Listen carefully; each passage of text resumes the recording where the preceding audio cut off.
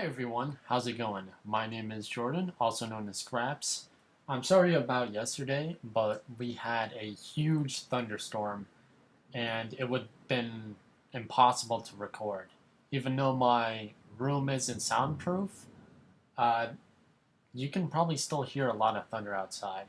So I'm going to try and record this as fast as I can, as efficiently as I can, and get this out to you guys because I feel like I should be connected to you guys in times like this, more so than others. And actually, to be honest, I want to connect with you guys more.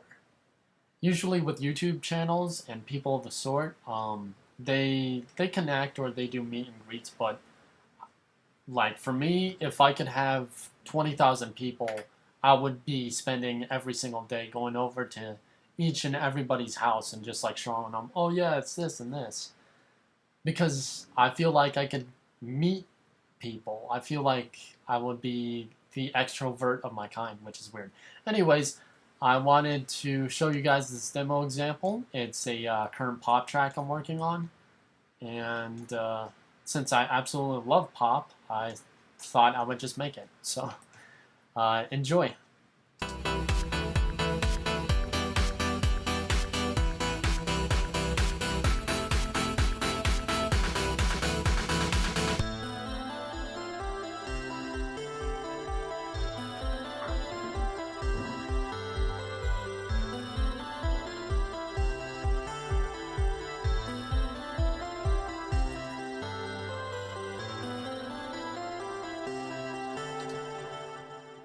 As you can tell, it's very echoey, very beautiful, and melody driven.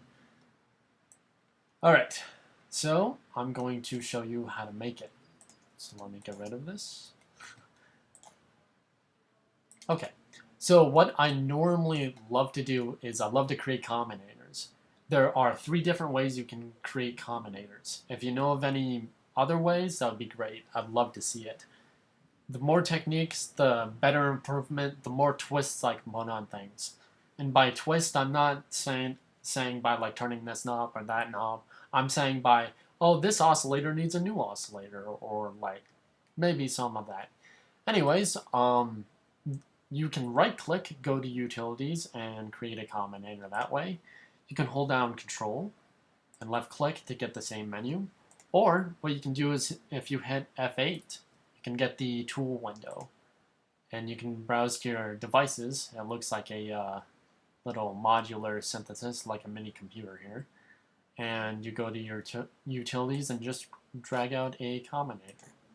So now that we have this, what I'm going to do is I'm going to go to my instruments and create a blank instance of Thor. I'm going to, let's see, yes. What I'm first going to do is go through all the different oscillators, and then I'm going to just turn on the delay and chorus. You can do that now if you wish. We don't mess with the amp envelope or anything else, pretty much just the oscillators and the filter. So for my first oscillator, I'm going to take this down an octave. And for my PW for the saw, I'm going to take it to 0. And that's all we do for that synth. We're going to turn on 1, 2, and 3 for the routing. And for oscillator 2, what we're going to choose is an FM pair. We're going to turn the FM to 64. We're going to turn the carrier to 3 and the mod to 9. If we take it down an octave, alright, so let's see where we are now. Pretty close. So the last thing we want to do is add a little bit more mid to high end. So what I'm going to do is for my third oscillator, I'm going to choose a wavetable. I'm going to set the position to 64.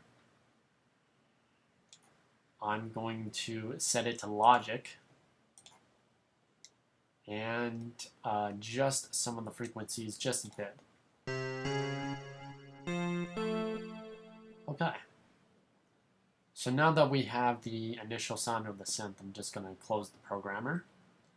I'm going to right-click on my Thor and go to Studio Effects and choose an RV 7000 Advanced Reverb. I'm going to take the dry wet to 40 and the decay, leave it where it is. We want our synth to be as white as possible. So after this, just to make things just a bit tighter, I'm going to go to my studio effects and choose a Line 6 bass amp. I'm going to turn on the compressor and leave the threshold where it is. After this, right click on the bass amp so that way it auto routes. We're going to go to our creative effects and choose our Scream 4 distortion unit. I'm going to choose for the type, tape, damage type. For the damage control, we're going to set that to 40. For P1, we're going to set this to 80. And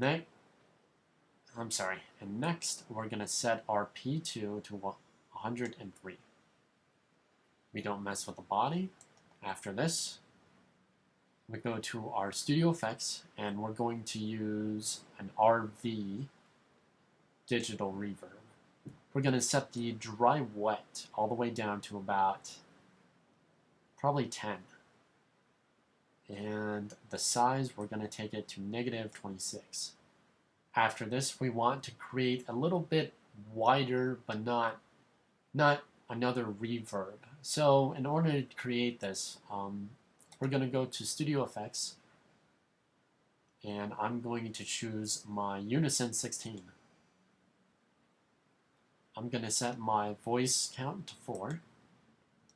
I'm going to set my dry wet all the way down to about 8. After this, I'm going to go to my studio effects and choose the Line 6 bass amp, turn on the compressor, and let's see where we are volume-wise. Okay, so we're a bit low.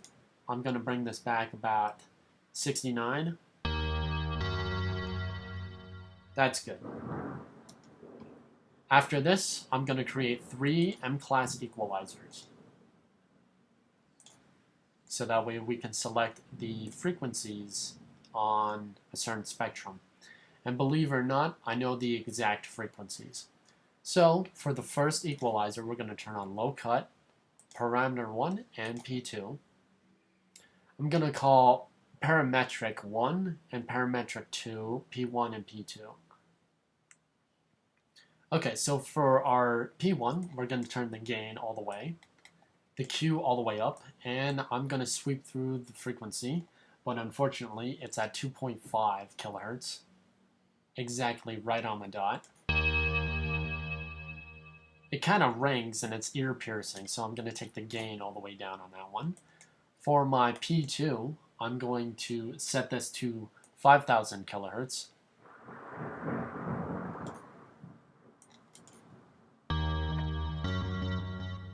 Let me see if I can get it. Yeah, let me see. I'm just going to hold shift so that way I can get the exact shift and left click to get the exact number.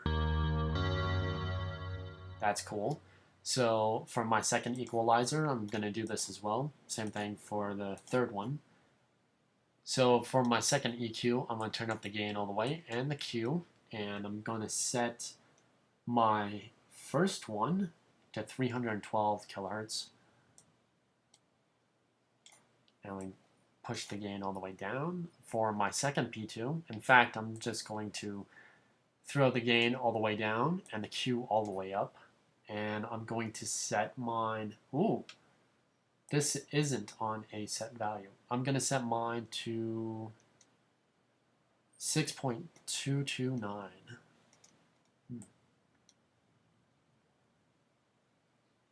There we go.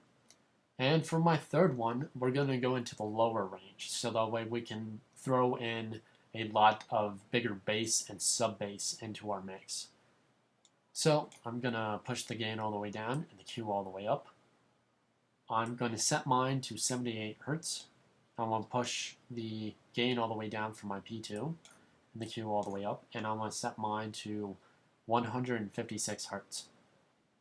There we go. After this, I'm going to go to my Studio Effects and create a Line 6 bass amp. Turn on the compressor. Bring it up to probably about 71. There we go. And then for the final touches, we're going to choose from Studio Effects an M-Class Maximizer. We're going to take off Limiter, put Release to Slow, and set our soft clip on. And for the amount, let's make this 121. Now, let's check to see if it matches.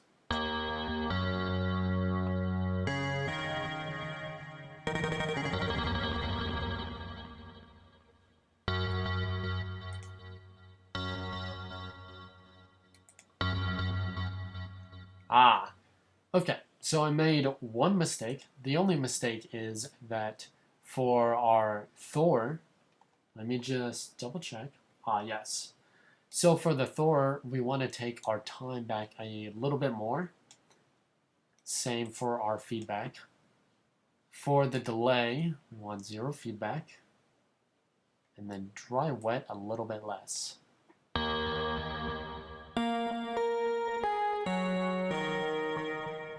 So there you guys have it, your very own Fairy Tale Kingdom synth. And I'll check you guys out probably Saturday or Sunday. I'm not quite too sure. We're supposed to get a ton of thunderstorms and rain. And since this is the desert, since I live in the desert, we're catching up on a drought we've had for about 5-6 years. So I'll check you guys out later. Stay safe.